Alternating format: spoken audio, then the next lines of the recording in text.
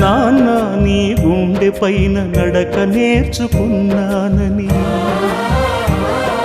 నీ చూపుడు వేలితో లోకాన్నే చూశానని, నాన్నను పూజిస్తే ఆది దేవునికది అందునని, అమ్మకు బ్రహ్మకు మధ్యన నాన్నే ఒక నిచ్చెనని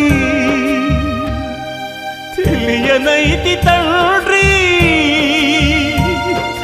ఎరుగనైతి నాన్న.